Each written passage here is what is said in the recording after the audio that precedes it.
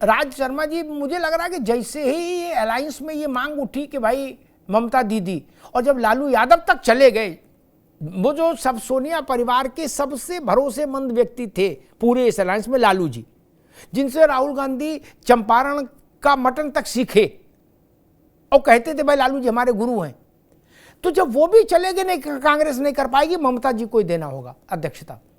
उस नाजुक वक्त में राहुल गांधी ने कहा कि चलो अब सड़क पर उतरो। संभल का एक प्रयोग हुआ मुसलमान के लिए और एक प्रयोग हाथरस में दलित के लिए। ब्राह्मण, दलित और मुसलमान, नेहरू जी के समय से और इंदिरा गांधी तक जब कांग्रेस अजेय रही, इसी फॉर्मूले पर टिकी। राज शर्मा जी। मैं तो अमिताभ भैया में एक बात कहना चाहता हूँ, पूछना भी चाहता हूँ कि राहुल जी किससे पूछ के जाया करे कहाँ, कि उन्हें क्या करना है, कब जाना है, कहाँ जाना है। दूसरी बात, एक टीचर है वो स्कूल में जाएगा, पढ़ाने के गुण सीखेगा। एक पॉलिटिशियन है वो पॉलिटिक्स करेगा, राजनीति है।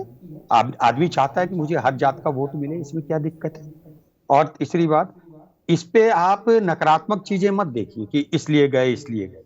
यहाँ पे एक सकारात्मक रवैया यह है कि जो सरकार कहती है हम गरीबों के हितैषी, उन्होंने 4 साल में कुछ नहीं किया। मैं भी भूल चुका था, मैं बहुत था, जब सितंबर पे हम लोग जा रहे थे, हमारी कमेटियां नहीं बनी थी, हम लोग बहुत जाते थे, एसडीएम हर तहसील जाते थे, हल्ला मचाते थे। मैंने तक कह दिया इससे अच्छा तो देश छोड़ देंगे, सुरक्षा नहीं है, ये नहीं है। हम भी भूल गए थे। देखिए, मुझे तो आज सुबह अचानक याद आया जब पता चला कि राहुल जी गए। आप इस बात को देखिए कि अगर कोई व्यक्ति, उस समय तो सब गया, 4 साल पहले सब गए भाई, उन सितंबर की बात है, लगभग सितंबर में सभी गए थे 2020 में, लेकिन उन्हें याद रहा।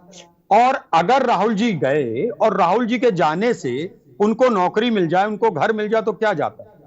अभी मैं किसी चैनल में देख रहा था कि वो कह रहे थे खुली हवा मिलती है सांस में, लेकिन वो परिवार कहता है खुली नहीं।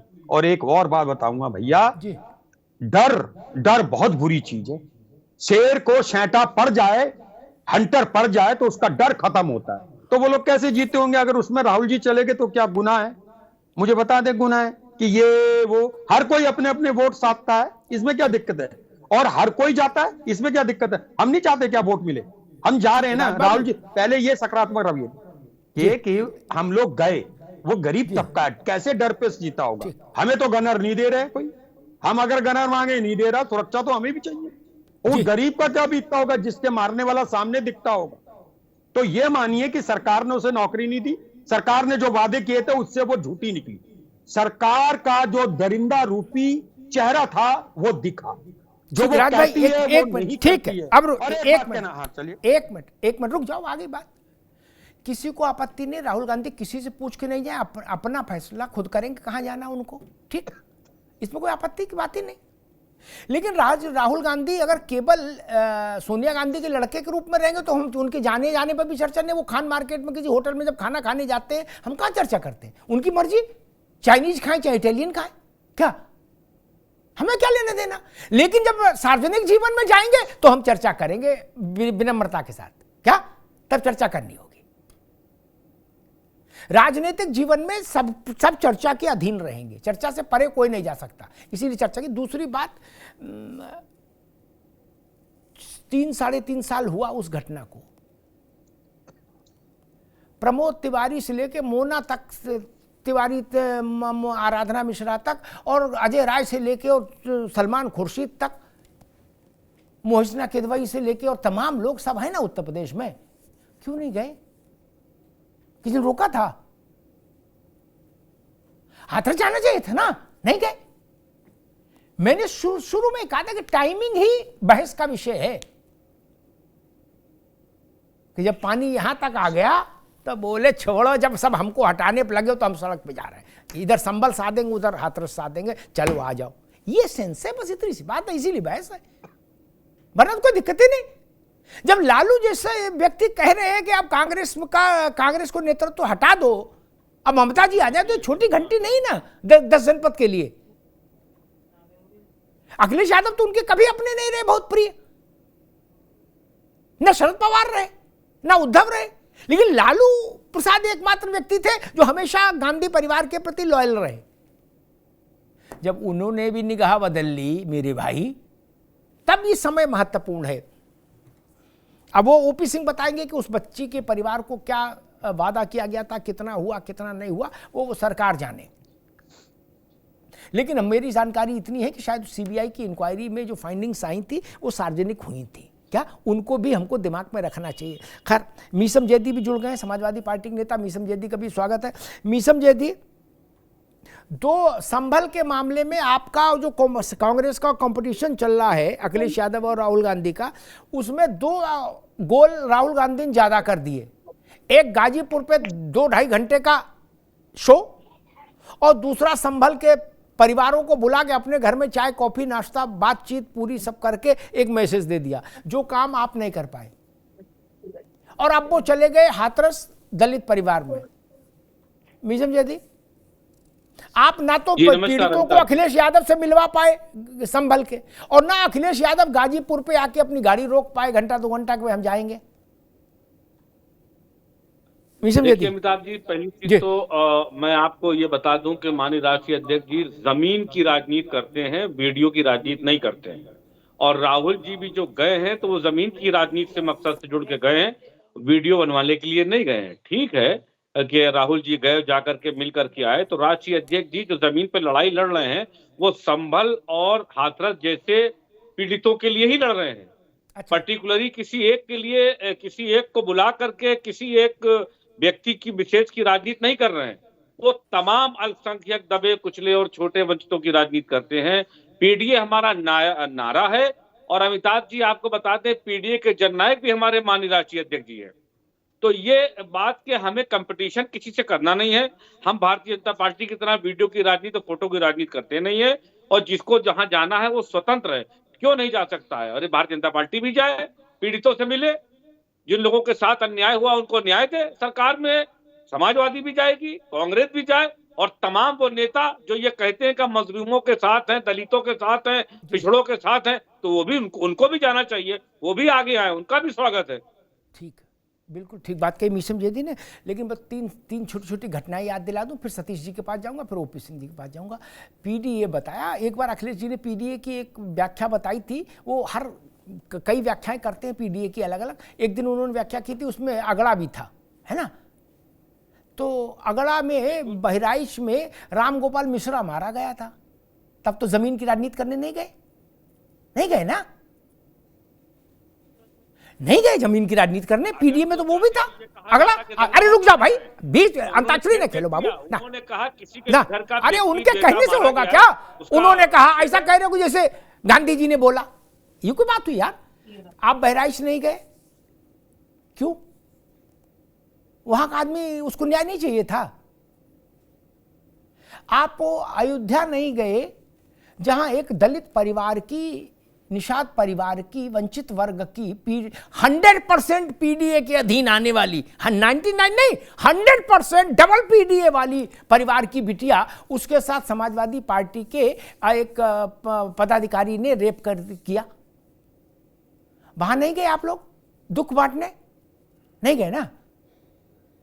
आप कन्नौज भी नहीं गए,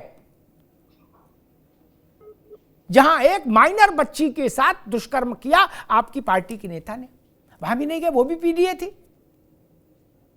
तो बस मैं समझना ये चाह रहा हूं कि मतलब आपने कहा हम व्यक्ति विशेष की राजनीति नहीं करते, हम तो जमीन की बिल्कुल पीडीए की करते। तो मैंने बता दी ये सब पीडीए वाले थे, इनमें आप लोग गए नहीं। अब कहां लड़ाई लड़ रहे हैं आप अच्छा जानते होंगे मुझसे। सतीश प्रकाश जी, हाथरस सिंबॉलिक है, राजनीति में सिंबॉलिक घटनाओं का बड़ा महत्व होता है। इंदिरा जी बेलछी गई थी तो उसका एक इतना बड़ा मैसेज गया था। मैं नहीं कह रहा हूं राहुल गांधी इंदिरा गांधी, लेकिन फिर भी बता रहा हूं सिंबॉलिक लड़ाई बड़ी महत्वपूर्ण होती है। ये बीएसपी वैसे ही डिक्लाइन कर रही है लगातार, हर दिन जो चुनाव आता है उसमें उसका 2% वोट नीचे जा रहा है। 2-4 चुनाव और लड़ेंगे, पता लगा कि वोट ही खत्म हो गया, जो अभी ट्रेंड दिख रहा है। और उसमें कांग्रेस दलितों के लिए सड़क पर हाथरस में कैसे देख रहे हैं सतीश बाबू? मुसलमान की लड़ाई तो कांग्रेस और सपा में है ही, वहां तो बसपा का 7% वोट है, इसका मतलब मुसलमान उससे अलग हो गया। जो दलित भी बचा है वो भी जाटा विशेष रूप से, क्या ये उसको भी छीनने की तैयारी हो रही है सतीश जी?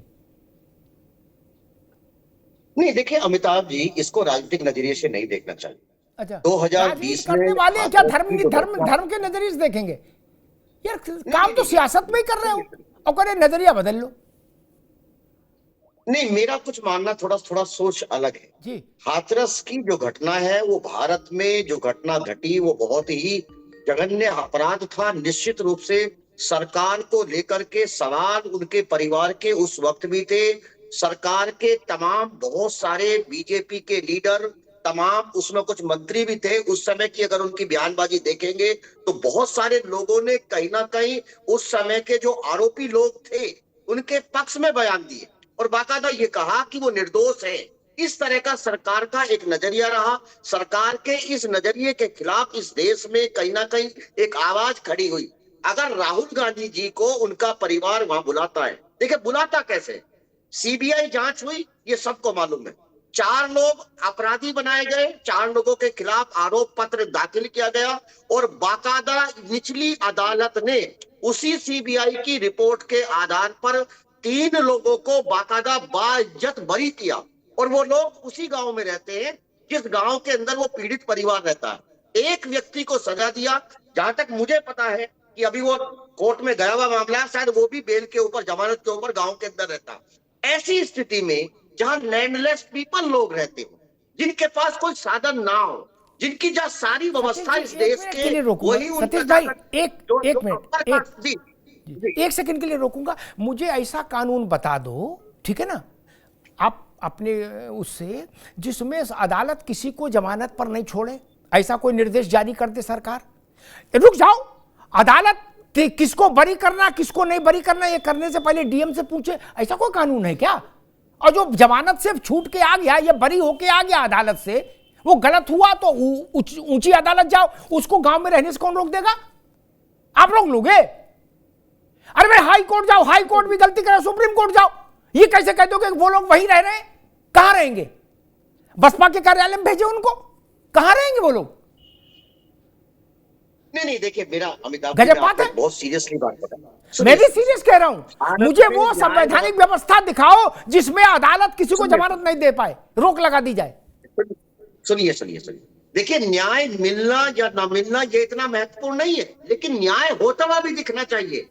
इसी भारत में लक्ष्मणपुर बातें भी घटना है ना, 56 लोगों को जला दिया ना, एक भी आदमी को फांसी की सजा दी, एक भी आदमी अपराधी घोषित हुआ है ना। सरकारों का और न्याय व्यवस्था का नजरिया, जो सामाजिक रूप से कमजोर वर्गों के लोग हैं, जिनके पास सरकार नहीं है, उनके पास न्याय पाने का अंतिम पायदान इस देश की न्याय व्यवस्था है। और इस देश की न्याय व्यवस्था में बैठे हुए लोगों को वो उनसे साक्ष्य मांगते हैं। अरे साक्ष्य के सवाल सिस्टम से खड़ा करो ना। अगर इस बेटी के साथ बलात्कार हुआ है, जिस तरह का व्यवहार हुआ है, रुकना होगा, अभी रुकना होगा। अब न्यायपालिका, ठीक है, अब रुक जाओ। न्यायपालिका कम से कम न्यायपालिका को का बसपाकरण तो नहीं हो सकता, ये तो मान लो। आप मेरी बात तो सुनिए ना। नहीं आगे हम लोग न्यायपालिका में तो ये सब भाषण नहीं कर सकता ना, सुनिए ना, वहां तो कागज पर फैसला होगा, भाषण पर तो होगा नहीं। आप सुनिए ना, अरे सुनिए सर, सुनिए। न्याय किसको देना है, न्याय किसको नहीं मिलना है, ये सवाल भारत के आम जनमानस के अंदर गूंजता है। जो सामाजिक रूप से कमजोर, अब रुक जाइए सतीश भाई, रुक जाइए सतीश, अब रुक जाइए बाबू। उनसे साक्ष्य पूछे जाते हैं, ठीक है, रोक दीजिए, पूछे जाते हैं, नहीं सरकार से पूछना नहीं।